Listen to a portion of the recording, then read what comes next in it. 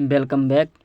यदि आप लोग बीए सेकंड सेमेस्टर में हो और आपका यूनिट नंबर सेकंड जो कि हमारा दूसरा चैप्टर है हिंदी साहित्य का, और आप लोग अगर वीडियो पर नए हैं तो चैनल को सब्सक्राइब करना ना भूलें और बने रहिए।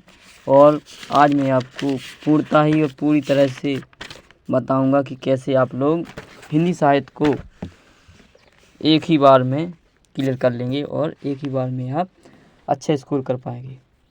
देखिए, हिंदी साहित्य में ये ऑप्शन वाले प्रश्न आते हैं जो कि आपका पेपर 75 का रहेगा। 75 ऑप्शन होंगे जिसमें, और OMR सीट में आपको भरना पड़ेगा।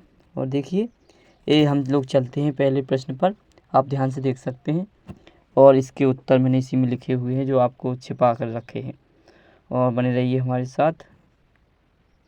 देखिए, पहला हमारा जो प्रश्न है, परिभाषिक शब्द वह होता है, आपको पूरा नहीं दिखा दे रहा लो, कोई बात नहीं। परिभाषिक शब्द वह होता है जिसका प्रयोग किसी विशेष अर्थ में संकेत रूप में से होता है। किसका कथन था? किसका कथन था, या फिर आप कह सकते किसका कथन है। देखिए, मैं आपको बता दूं, डॉक्टर रघुवीर जी का यह कथन था। डॉक्टर रघुवीर, बिल्कुल सही आंसर है डॉक्टर रघुवीर, ये आपको याद रखना है। और हम लोग चलते हैं सेकंड वाले क्वेश्चन पर। देखिए, सेकंड है हमारा, ये बहुत ही मोस्ट है। परिभाषिक शब्द अभियार्थ में ही ग्रहण की जाती है, लक्ष्यार्थ या व्यंग्य में नहीं। यह कथन किसका था? देखिए, मैं आपको बता दूं, इसका जो ऑप्शन है, डॉक्टर रघुवीर सिंह तो नहीं है, न डॉक्टर गोपाल शर्मा है, और डॉक्टर भोलनाथ तिवारी ये भी नहीं है। तो इसके सही उत्तर है जो डॉक्टर सूरजभान सिंह, यही इसकी सही कथककार हैं, सूरजभान, यानी हमारा डी बिल्कुल राइट है। और हम लोग चलते हैं अगले प्रश्न पर। हमारा जो अगला प्रश्न है, भाषा की सबसे छोटी सार्थक एवं स्वतंत्र इकाई। देखिए बच्चों, और जो आप लोग बीए सेकेंड सेमेस्टर में हो, ये बहुत ही मोस्ट है। तीसरा वाला प्रश्न, भाषा की सबसे छोटी सार्थक एवं स्वतंत्र इकाई है। देखिए, मैं आपको बताऊं, इसमें सबसे बेस्ट है शब्द। भाषा सबसे छोटी सार्थक एवं स्वतंत्र इकाई शब्द होता है, जो कि आप लोग जानते हैं बहुत ही अच्छे से, बहुत ही मोस्ट है, इसको याद कर लें। और ये प्रश्न जरूर आपकी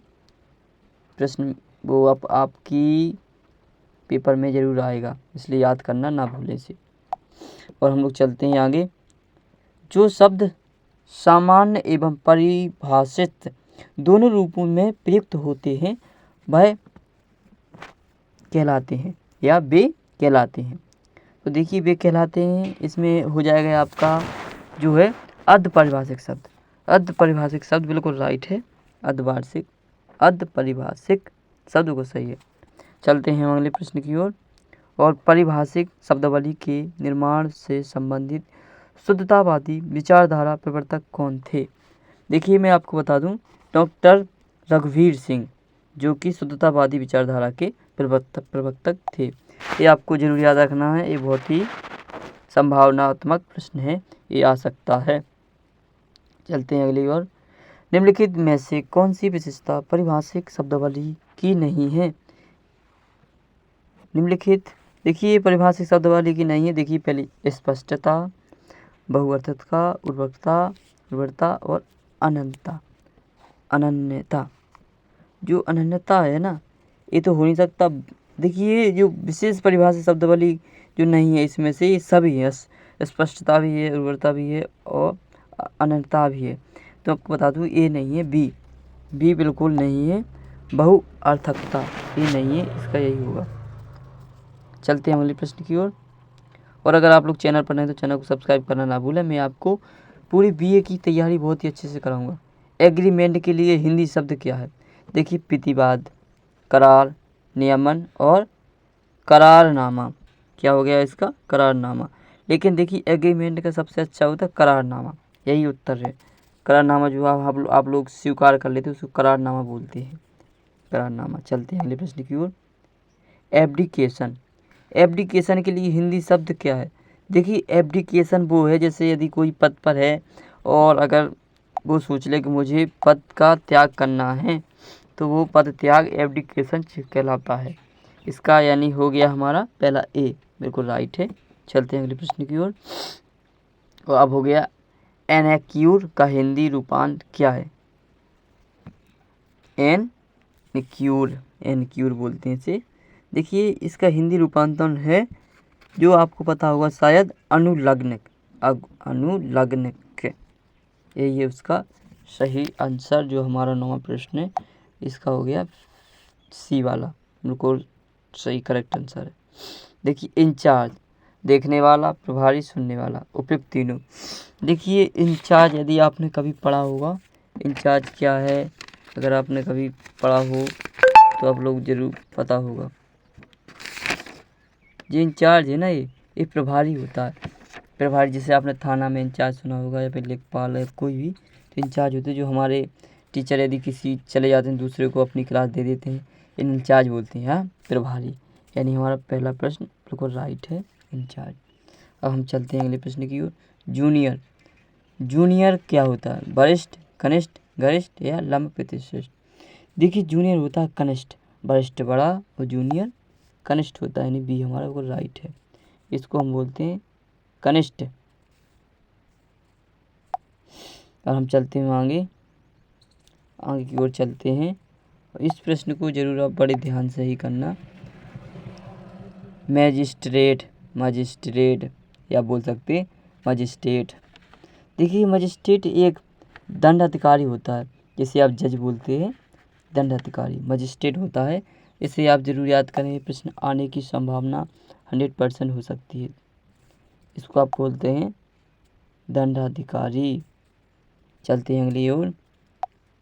मयूर, मयूर इसे बोल सकते हैं हम प्रश्न नंबर 37। ये हो गया हमारा महापौर। क्या हो सकता है? महापौर, बिल्कुल राइट है, महापौर। अब चलते हैं हमारे 30 प्रश्न की ओर। नर्स, नर्स क्या होता है? ये होता है उपचारिका। देखिए तो आप बता सकते हैं पहले से, उपचारिका। हम चलते हैं अगले प्रश्न की ओर। ऑफिसर, ऑफिसर देखिए ऑफिसर ये क्या होता है? एक अधिकारी होता है। इसमें प्रश्न में काफ़ी हो गया, सरकारी नौकरी करने वाला, जनता का हितैषी, कानून को जानने वाला। देखिए ये इसका हो गया, ऑफिसर होता है एक अधिकारी। और अब एजेंसी, अब चलते हैं आगे। एजेंसी, एजेंसी का हिंदी रूपांतर है। देखिए एजेंसी का हिंदी रूपांतर होता है अभिकरण।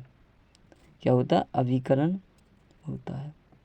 तो इसका सही आंसर हो गया अभिकरण, अभिकरण। चलते हैं अगले प्रश्न की ओर। और एक्सिस का हिंदी रूपांतर क्या है? देखिए एक्सिस का हिंदी रूपांतर है ए, अक्ष।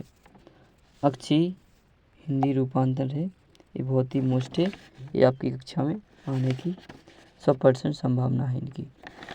और यदि आप लोग चैनल पर नए हैं और आप तो चैनल को सब्सक्राइब करना ना भूलें। ऐसे ही वीडियो में आपको लाता रहूँगा, बने रहिए हमारे साथ। वीडियो को शेयर ज़रूर कर दें। मिलते हैं अगली वीडियो में आपकी तैयारी को ज़बरदस्त बनाने के लिए।